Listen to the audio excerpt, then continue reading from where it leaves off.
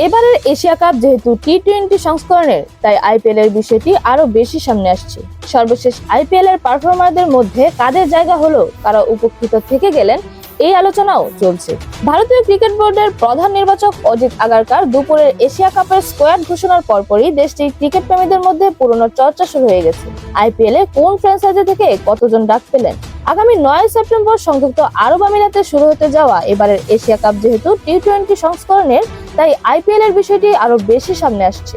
সর্বশেষ আইপিএল এর পারফরমারদের মধ্যে কাদের জায়গা হলো, কারা উপেক্ষিত থেকে গেলেন, এই আলোচনায় চলছে। শিরোপা ধরে রাখার অভিযানে ভারতের 15 সদস্যদের দলকে নেতৃত্ব দেবেন সূর্যকুমার যাদব, সহ অধিনায়ক করা হয়েছে শুভমান গিলকে।